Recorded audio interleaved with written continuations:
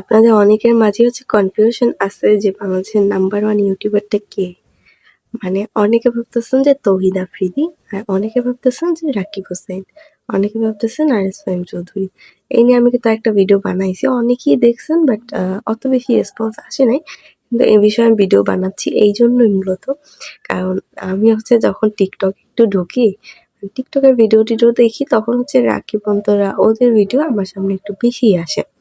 তো এইখানে তারপরে কথা মানে মানুষ কমেন্ট করে যে বাংলাদেশের নাম্বার 1 ইউটিউবার রাকিব হোসেন। সেখানে আবার আরেকজন এসে কি বলে? হ্যাঁ, আপনি মনে হয় যে তৌহিদ আফ্রিদিকে চেনেন না। মানে তৌহিদ আফ্রিদি নাম্বার 1 ইউটিউবার। আবার একজন এসে বলে, আপনি মনে হয় যে আরএস ফাহিম চৌধুরী ভাইকে চিনেন না। আবার আরেকজনে বলে আরেকজনের কথা। আবার আরেকজনে বলে যে আপনি মনে হয় যে রাফসানদা ছোট ভাইকে চিনেন না। মানে এরা এইভাবে আ যে বলে যে হ্যাঁ, আপনাকে বলছিল যে রাকিব হোসেন ফার্স্ট ইউটিউবার। তো মানে এরা ওইখানে মনে হয় জানি ঝগড়া বাজায় দেয়, ঠিক আছে? মানে ওদের জন্য ওরাই ঝগড়া করতে থাকে যে আসলে ইউটিউবারটা কে? মানে নাম্বার 1 ইউটিউবারটা কে? তো যাই হোক, এটা নিয়ে মূলত আজকে আপনাদেরকে বলব যে আসলে ইউটিউবারটা কে?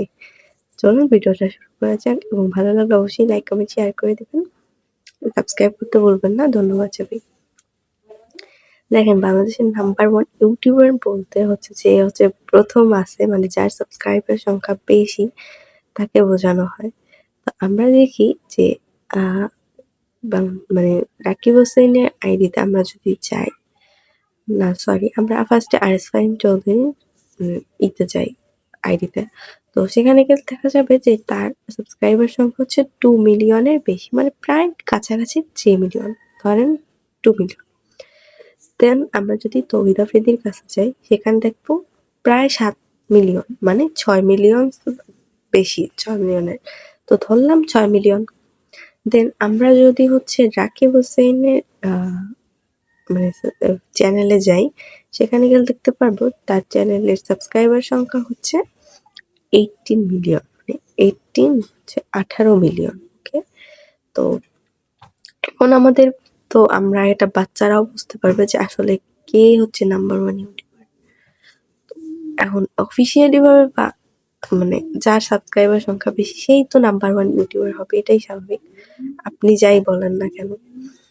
তো এখানে 2 মিলিয়ন আরিস ফাহিম চৌধুরী ভাইয়ার, আর তৌহিদ আফ্রিদি ভাইয়ার 6 মিলিয়ন, আর রাকিব হোসেন ভাইয়ার 18 মিলিয়ন। তাহলে আমরা এখানে দেখি যে আসলে রাকিব হোসেন ভাইয়ার সাবস্ক্রাইবার সংখ্যা বেশি, সবথেকে বেশি। তাহলে এখানে মানে সত্যি বলতে এখানে আর কি, মানে 1 নাম্বার ইউটিউবার কিন্তু রাকিব হোসেনই দাঁড়ায়। তো আশা করি আজকে আপনারা বুঝতে পারছেন যে নাম্বার 1 ইউটিউবারটা কে। বিশ্বাস না হয় আপনার তাদের আইডি গুলো সার্চ দিলেই চলে আসবে। আপনারা মিলিয়ে দেখে নিতে পারেন। যাই হোক, আজকের মতো এখানেই। আশা করি ভিডিওটা ভালো লেগেছে। ভালো লাগলে লাইক, কমেন্ট, শেয়ার করতে ভুলবেন না। ধন্যবাদ সবাইকে। আল্লাহ হাফেজ।